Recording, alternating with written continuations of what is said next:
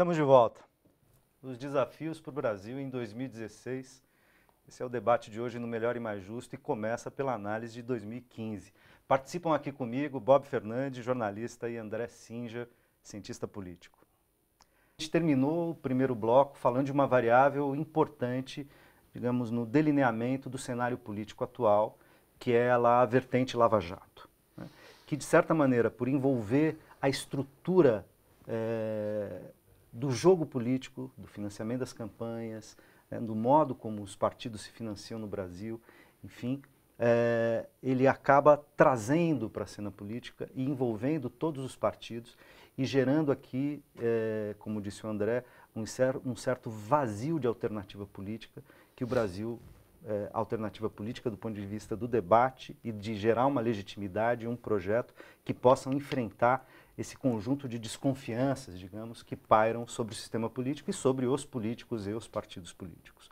Essa é uma variável importante. Mas para a gente chegar no estado de coisas que chegamos em 2015, que vocês diagnosticaram de enorme gravidade, talvez de forma muito inédita e com muitas variáveis, inclusive as virtuais, a narratividade, a internet, né, que acelera e dá mais capilaridade para esse processo, há outras variáveis. André mesmo publicou recentemente numa nova pesquisa, uma primeira parte, né, de uma nova pesquisa, onde analisa o primeiro governo Dilma Rousseff e, entre outros aspectos, destaca um ensaio desenvolvimentista frustrado do primeiro governo, onde se tentou um pacto com o setor industrial, sobretudo, que roeu a corda, né? Um pacto que vocês vão lembrar do lado do governo, desonerações, redução dos juros, que foi a quase zero em termos reais, né? 7%, descontado a inflação. Você teve ali preço administrado do combustível, do petróleo, redução da conta de luz. Quer dizer, você teve um conjunto de medidas, né, que ensaiavam uma certa heterodoxia econômica para enfrentar os efeitos da crise lá de 2008 e com um certo arranjo com o setor industrial que roeu a corda num certo momento e que, tudo indica, esse foi um erro tanto de avaliação quanto um erro de calibragem ali do governo Dilma, que também gerou o buraco fiscal, pelo menos em parte, que estamos enfrentamos, já começamos a enfrentar em 2014 e que se acentuou muito fortemente em 2015.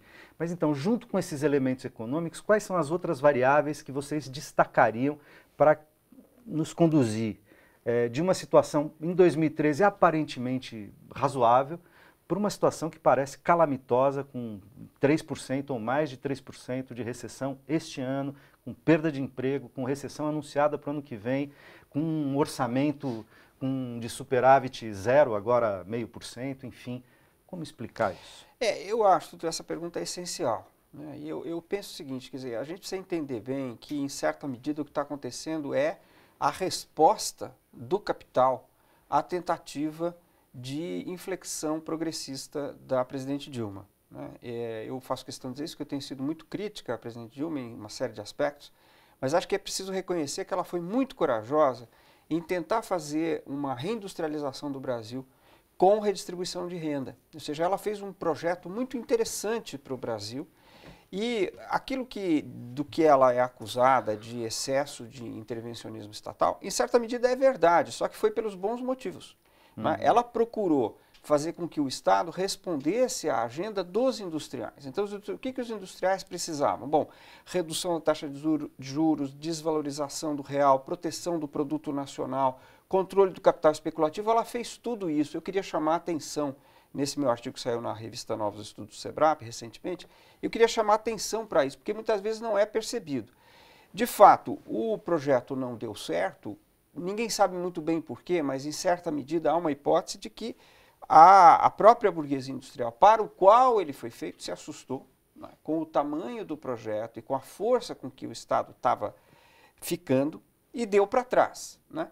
Na hora que ela deu para trás, o governo ficou inteiramente isolado do capital. E não é possível administrar o país sem o capital como um todo. Você precisa ter pelo menos certas alianças dentro de frações do capital para poder administrar a economia brasileira. E aí o governo começa a recuar e acabou num recuo, a meu ver, equivocado, porque excessivo, na situação atual. Então, de certa maneira, nós estamos vivendo um processo de austeridade parecido com os que ocorreram na Europa, que está estrangulando a economia brasileira, né?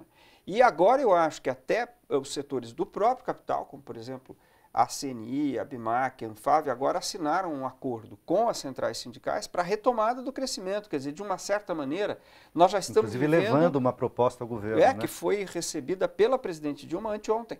Né? Isso, e eu estou botando muita fé nessa proposta, porque eu acho que esse, na verdade, seria a nossa luz no fim do túnel, e não o túnel no fim da luz. Tá certo? Nós precisamos urgentemente disso. Só, não quero me alongar demais, mas só para dizer o seguinte aqui. Se nós tivéssemos uma situação econômica boa ou razoável, as consequências da Operação Lava Jato sobre o sistema político não seriam tão graves. Seriam mais saudáveis, seriam mais saudáveis do ponto de vista da política, exatamente. Por mais extensas que fossem. Isso, exatamente. Essa coincidência parece que gerou um efeito explosivo, para usar um termo que o Bob usou. Isso. Né? O André é um expert nisso que ele está falando, então eu só vou dar um palpite de bar. Na verdade, assim como em relação a outros aspectos, imaginaram que seriam sócios do Paulistano do Pinheiros. Paulistano e o Pinheiros, para quem não sabe, são clubes de São Paulo que você dá da burguesia, bola, que você aceita ou não aceita certos sócios, né? E isso é uma parte. E a outra parte que você já tocava no seu estudo anterior, e mesmo sem estudar se percebia, é o seguinte: houve uma relação, eu diria, pouco cuidadosa com os movimentos sociais com base histórica do Partido dos Trabalhadores. Por volta de 2013, eu lembro que eu tinha feito um comentário pouco antes, intuindo que você tinha um distanciamento, inclusive físico, da presidência, que é uma coisa que o Lúcia teve no Palácio durante aqueles anos todos, o Luiz Dulce, aquele liame o tempo todo, aquela conexão. Se você, por um lado, está arriscando a sua cartada no Paulistano, no Pinheiros, e por outro lado você está se distanciando das suas bases tradicionais, você está produzindo uma química que vai acabar dando em algum lugar. Um outro fator, Bob, que é o seguinte, que tem sido muito alardeado, que é a tentativa de conciliação com as elites e com os grupos políticos no Congresso para recompor maioria, e um afastamento do seu programa de governo, com o qual ela ganhou, a presidenta Dilma ganhou a eleição em 2014. E ao se afastar do programa de governo, se afasta da base popular que a elegeu. Então ela começa a habitar o pior dos mundos. 2013, crise econômica grave, afastamento da base política que a elegeu, situação da Lava Jato envolvendo figuras do partido do qual ela faz parte e também dos partidos da colisão, que ocupam ministério, quando não ministérios, quando não são ministros. Quer dizer, a gente tem um cenário degradado em muitos aspectos. Esse afastamento das bases é um erro fatal.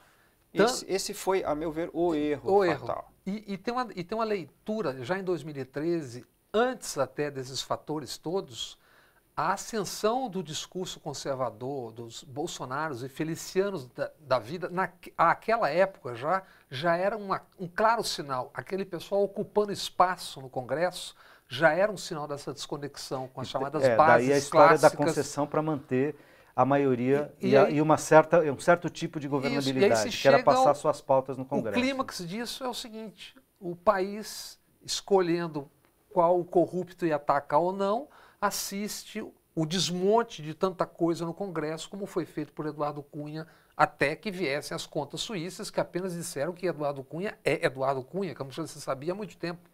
Quer dizer, durante meses se assistiu aquilo, sem editoriais, sem nada, como se nada tivesse acontecendo.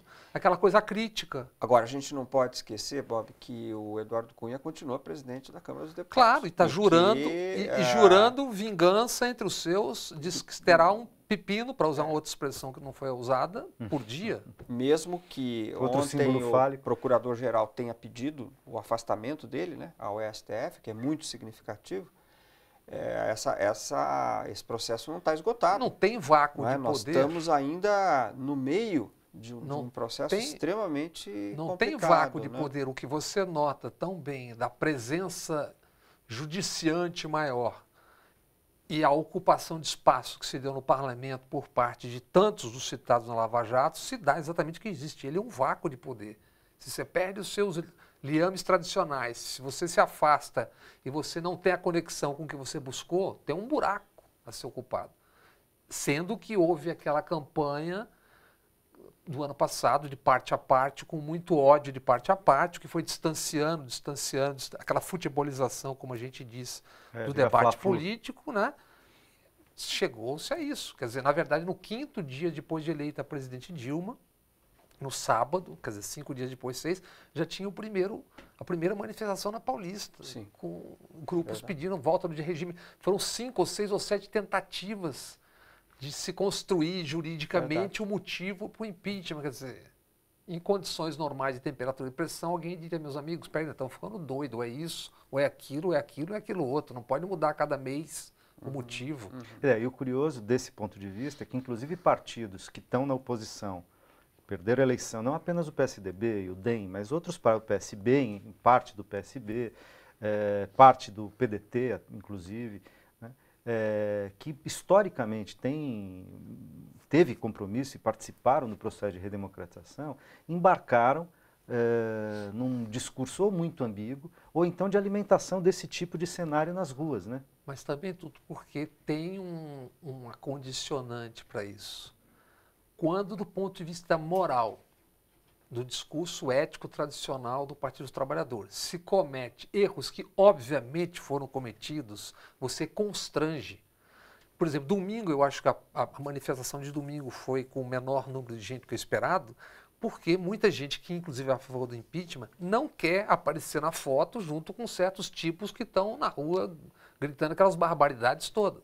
Da mesma forma que muita gente que é contra o impeachment e tem uma visão crítica também se sente constrangido diante de fatos que vão surgindo aos borbotões. Aqui eu queria acrescentar uma coisa, Babi. Eu acho que a manifestação de domingo também foi pequena, porque as pessoas que estão a favor do impeachment não sentem legitimidade na iniciativa do Eduardo Cunha. E aí eu até iria um pouquinho mais longe. Eu acho que a atitude do vice-presidente da República de praticamente romper com a presidente na hora em que ela mais precisava dele, pegou traição muito pública. mal. Eu acho que pegou muito mal mesmo para quem é a favor do impeachment. É isso. E eu acho que há, neste momento, uma dúvida no campo das pessoas que são a favor do impeachment, no plano da sociedade. Que tem as suas razões. Que tem as suas razões. Pode não ter legais, mas tem suas razões. Nas quais eles acreditam. É isso. Né?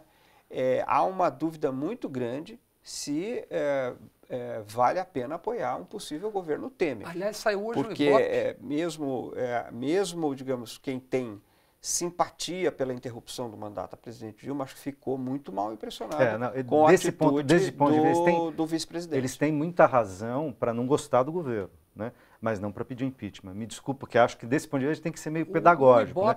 Impeachment é um instituto da Constituição, da democracia para situações muito excepcionais, quando o presidente da República comete crime de responsabilidade. Como não é esse o caso, não há crime de responsabilidade, qualquer pedido de impeachment é impróprio, é impertinente. Se vier a acontecer... se houver um crime, é outra conversa. Mas como não há, impeachment é impróprio. Agora, descontentamento com o governo não é impróprio. Não, o André tocou no assunto hoje, há pouco, o Zé Roberto Toledo publicou a informação, o IBOP, numa pesquisa exclusiva publicada, a desconfiança em relação ao governo, um eventual governo Temer é maior ainda do que em relação ao governo Dilma. Pois é isso que eu estou querendo chamar a atenção quando eu falo do possível vazio político que esteja se formando. Quer dizer, você não tem, há uma espécie de dissolvimento das alternativas, né? Só que as alternativas vão surgir, porque não há vazio. Claro. Não é? A política, ela existirá enquanto houver Estado, de modo que ela vai existir. Então, alguma alternativa vai surgir e vai acabar por se impor.